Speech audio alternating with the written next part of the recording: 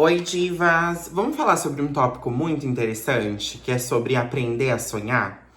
Quando você é uma criança que é um pouco fora da curva, e eu falo isso tanto pela geração atual quanto por ser uma pessoa LGBT, você ouve de outras pessoas que sonhar custa caro. E que sonhar alto é algo que vai sempre te colocar com os pés no chão de novo quando você quebrar a sua cara. Só que quando você cresce e você percebe que sonhar alto e sonhar de fato com as coisas que você deseja não é um problema, muito pelo contrário, vai fazer com que você tenha mais vontade de sonhar e desejar, você acaba quebrando a sua cara de outra maneira. E eu sinto isso porque eu cresci ouvindo da minha família e das pessoas que entornavam a minha realidade que eu nunca seria nada. Ou que se eu fosse algo, seria em decorrência de esconder quem eu sou de fato.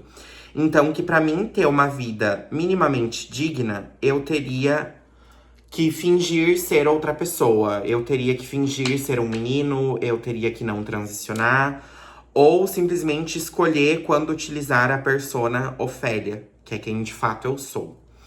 E conforme eu cresci e eu foquei a minha vida em estudar, em aprender outras línguas, em viajar e juntar dinheiro para poder realizar as minhas coisas, eu percebi que a cada momento que eu me distanciava da realidade das pessoas que me criaram e que colocaram essas ideias na minha cabeça, que quando eu voltava para lá, eu não tinha sobre o que conversar, eu não tinha quem ser. Porque toda vez que eu estava em um ambiente familiar com essas pessoas, ou que eu voltava a me conectar com essas pessoas, eles lembravam de uma versão minha que não existia, de uma versão, de certa forma, fracassada, de uma versão complicada e de uma versão de alguém que eu fui que precisou existir para que a ingenuidade fosse ser deixada de lado, sabe? E hoje eu tenho 23 anos e sempre que eu tô perto da minha família, urge o tópico de que eu sou uma pessoa arrogante ou de que eu sou uma pessoa prepotente, né?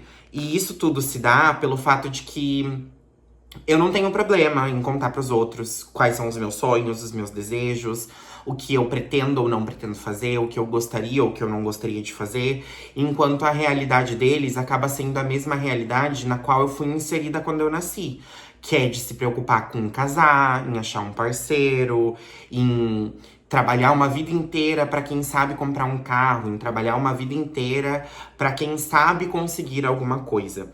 E saindo um pouco disso, saindo dessa realidade, onde eu estou cercada de pessoas que buscam um futuro, não necessariamente sozinhas, mas que a sua prioridade não é um parceiro romântico, quebrou toda essa expectativa. E eu acho que é justamente isso que me fez amadurecer. Porque quando eu tô com a minha família, eu percebo que o foco deles é sempre a próxima grande conta, a próxima grande parcela, o carro novo que eles vão trocar, a próxima sensação gostosa que eles vão sentir uma vez no mês, quando eles podem sair ou não pra jantar fora. E a realidade, ela é maçante pra muitas pessoas, sabe? Eu posso até estar me expressando mal com as palavras que eu tô utilizando, mas eu tô tentando transparecer esse sentimento de não pertencimento, sabe? De sentir que eu não pertenço mais àquele ambiente. E apesar de ser a minha família e de eu amar a minha família, eu vejo que eles não se preocupam em evoluir justamente porque a realidade é maçante, mas ao mesmo tempo que ela é maçante, eles também não se preocupam com as convencionalidades de se ser. Então, eles não se preocupam com uma faculdade porque eles já têm um trabalho estável que paga seus bons 3 mil. E pra eles aquilo dali é dinheiro. Eles já não se preocupam em viajar o mundo, porque isso é coisa de gente muito rica, de gente sonhadora. E ser lida como uma pessoa sonhadora, ser lida como uma pessoa que fugiu dessa realidade, ao mesmo tempo que é muito gratificante, faz com que eu me sinta fútil. Porque, como eu comentei, todas as vezes que eu tô perto da minha família, eu sinto que eu não existo ali, sabe? Os meus problemas, eles são fúteis perto dos problemas reais daquelas pessoas. Porque o problema deles é lidar com um enxoval de um bebê não planejado. O problema deles é lidar com a parcela de uma moto atrasada. Enquanto os meus problemas são parar pra pensar sobre uma máquina de lavar nova, são sobre parar pra pensar em uma viagem que eu quero fazer em 2026, são sobre pensar em que lugar eu quero estar quando tal coisa acontecer, ou com quem eu quero comemorar, ou em qual restaurante eu quero ir. E é muito bizarro porque quando eu era mais nova, ir a um restaurante onde um prato de comida custasse R$ 100 era praticamente impossível. E hoje é algo da minha realidade. Então, uma vez por semana, se eu quiser ir em um lugar onde um prato de comida é R$ 100, eu posso pagar. Eu trabalho pra isso. As minhas condições atuais, onde toda a minha casa tá mobiliada, onde eu tenho tudo de uma maneira que a minha vida é confortável e eu possa fazer isso, não vai afetar o meu desempenho de vida. Já eles não. E isso me incomoda, porque eu queria que todos eles tivessem acesso a isso, mas ao mesmo tempo que eu queria que todos eles tivessem a isso, quando eu comunico isso, eu sou lida como uma pessoa arrogante. Então, quando eu falo pros meus sobrinhos estudarem, quando eu falo pros meus primos não se preocuparem em fazer uma dívida de 20 anos como um carro, e sim em comprar uma viagem, e sim em tentar algo novo, eu sou lida como uma pessoa sonhadora e arrogante.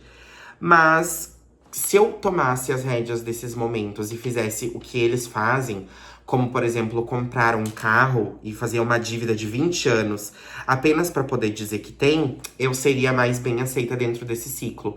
E aí entra uma questão muito poderosa sobre como as pessoas antigas veem o status social. O status social de antigamente, ele era muito atribulado não a quem você é ou as coisas que você sabe, mas sim ao que você tinha, ao seu poder aquisitivo de compra e também ao seu poder de demonstração. Então, quando você tinha um carro bom, as pessoas achavam que você tinha dinheiro. Quando você tinha uma casa boa, as pessoas achavam que você tinha dinheiro. E isso mostra pra gente que quando você não tá dentro dessa realidade, você pode ser o mais bem socialmente, financeiramente estável, que ainda assim você não vai ser validado porque você não faz o que eles fazem. Porque o conceito deles de dinheiro também é diferente do nosso atual. E eu não tô falando nem de pessoas muito mais velhas, tô falando de pessoas com seus 35 anos. Digamos que até ali uns 40 ainda rola bastante isso, depois disso já é outra questão. E eu falo isso justamente por percebimento, porque eu não tenho um carro, eu não me preocupei em formar família, eu não me preocupei em namorar, muito pelo contrário, me preocupei em viajar, montar as minhas coisas, ter uma vida minimamente confortável, mas que me permitisse viver experiências que contam mais do que muito dinheiro, porque hoje eu posso dizer que eu conheço outras línguas, que eu convivi com pessoas de outros países, que eu viajei para outros países, e isso dentro do nosso ciclo social e também dentro da nossa vida enquanto jovens adultos, traz uma questão muito maior, que é justamente o fato de que essa pessoa está vivendo a tal ponto de que ela vive uma realidade diferente da com a qual ela foi inserida. Então a gente, de certa forma, conseguiu sair de uma realidade, mas ao mesmo tempo, quando a gente precisa retornar para essa realidade, acaba se tornando frustrante. E eu falo frustrante por quê? Porque hoje em dia eu, de fato, não consigo mais ter ligação com essas pessoas. E não consigo mais ter ligação com essas pessoas muito também porque elas fazem questão de me lembrar de uma versão minha que não existe mais. De uma Ofélia boba, de uma Ofélia ingênua, de uma Ofélia que queria somente sair pra curtir, não se preocupava em lidar com as coisas da vida. E é muito tosco pontuar isso. Eu tô falando essa palavra horrores de tosco, de bobo e tudo mais, porque quando a gente para pra ouvir isso de um contexto de fora, isso soa muito fútil, né? Porque é de fato fútil. Mas não deixa de ser a verdade e a realidade de pessoas que ascenderam minimamente na vida. Justamente porque a gente tentou buscar uma estabilidade e, de certa maneira, também um conforto para as nossas vidas. E, ao mesmo tempo, a gente tenta ainda se conectar com aquelas pessoas que são importantes para nós. Mas quando a gente tenta ir mais a fundo, a gente percebe que não tem como, que é inviável. Porque a realidade daquela pessoa já não bate mais com a sua, a tal ponto de você ser lida como uma pessoa diferente. A tal ponto de você ser lida como uma pessoa ruim, como uma pessoa estranha, como uma pessoa arrogante, como foi citado. E eu sou nova, eu tenho 23 anos e a minha maneira de comunicação com a minha família é sempre muito abrangente e também muito aberta. Então eu sempre tento comunicar as coisas que eu vou fazer, as coisas de legal que eu fiz, os sonhos que eu desejo alcançar, as minhas metas para o próximo ano. E apesar deles entenderem e compreenderem, eles ainda me veem como uma criança boba, sabe? Ainda me veem como uma criança que sonha demais, como uma criança que pensa demais, uma criança que talvez não alcance tudo aquilo que idealiza. E, de certa forma, eles têm medo de que aquilo que eles falam pra mim seja verdade, porque um pai e uma mãe, eles querem muito evitar que os filhos tenham frustrações ao decorrer da vida. Isso é extremamente comum. Só que ao mesmo tempo que eles tentam te colocar com os pés no chão de uma maneira de que, olha, isso é muito além, isso é muito longe, talvez você não consiga, eles também estão podando o seu potencial de sonhar, o seu potencial de acreditar, o seu potencial de se ver estando nessa realidade, nesses ambientes. Não só como alguém que idealizou aquilo, mas como alguém que trabalhou para ter aquilo, como alguém que buscou deixar de lado uma festa para guardar dinheiro, como alguém que deixou de gastar dinheiro com comida para realizar um sonho, dentre muitas outras coisas. E quando você é uma pessoa LGBT, LGBT, mulher e pessoas pretas no geral, você acaba tendo que se provar 10 vezes mais do que a mediocridade de uma pessoa heterossexual e cisgênera. Porque o mundo, ele não espera muito dessas pessoas. E eu tô falando isso não de uma maneira arrogante, mas de uma maneira fatídica e real. Porque isso aqui é o social. A gente não espera, a gente aprendeu a não esperar nada mais de uma mulher do que crianças, do que cuidado com o lar, do que um trabalho meia boca e quem sabe um carro, uma casa. E enquanto a gente fala de homens, a gente aprendeu a esperar o cuidado, o trabalho árduo e uma possível faculdade, talvez, ou quem sabe um plano de carreira que envolva se casar e ter filhos. Então, quando você é uma pessoa LGBT, você já foge dessa curva, você foge um pouco dessas questões tradicionais. E quando você foge disso, você acaba também fugindo de todo o resto. Então, tudo que em algum momento foi idealizado pra você enquanto menino ou menina, já não existe mais. Porque a sociedade, ela vai precisar que você haja de um jeito, a sociedade vai precisar que você fale de um jeito, e principalmente vai precisar que para que você tenha uma leitura social decente, você se prove. Então, para uma mulher trans ser uma boa pessoa, ela precisa ter uma boa educação, ela precisa se provar socialmente enquanto mulher e precisa ser bonita, precisa estar com as unhas pintadas, com o cabelo bem feito, usando roupas decentes. E quando a gente tá falando de meninos gays, a gente tá falando sobre você ser decente, sobre você ser másculo e ainda assim ser gay, mas de uma maneira não explícita. Ou aquela famosa frase de que você pode ser gay, mas que você não pode ser viado. E quando a gente tá falando de outras questões, como por exemplo racial e tudo mais, a gente fala também da questão de que hoje a maioria das pessoas pretas estão inseridas no quesito social abaixo da linha do considerável para se viver, né? Então elas estão inseridas em favelas, elas estão inseridas em lugares de menor renda, o que acaba fazendo com que para essas pessoas se provem boas de fato, elas precisam fugir muito da curva. E isso acontece com todos no geral. Mas quando a gente tá falando de pessoas heterossexuais e cisgêneras, isso acaba não acontecendo. Porque o cotidiano espera a mediocridade, ou espera o que se já é feito há muitos anos, que é família, trabalho, escola, quando muito, uma realidade um pouco diferente, advinda de um bom trabalho.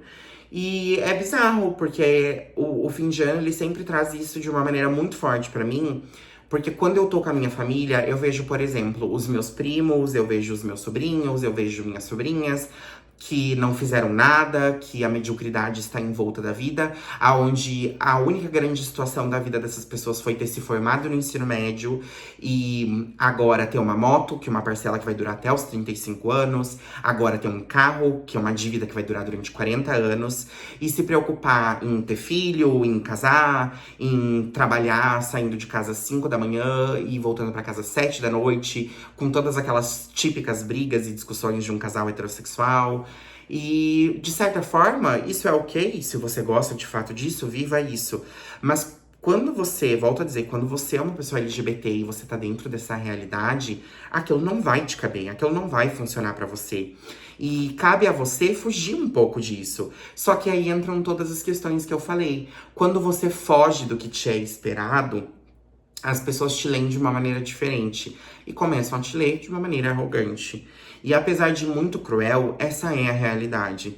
E não é algo que se muda de uma maneira tão fácil, não é algo que se molda de uma maneira tão fácil, mas ao mesmo tempo, tudo isso serve para te mostrar que você esteve certo, que sonhar não custa caro e que sonhar vai te levar a lugares que um dia você não esperou que você chegaria. Mesmo quando você sonhava com um X e depois do X você vai pro Y. Você não sonhava com o Y, mas o Y apareceu porque um dia você sonhou com o X.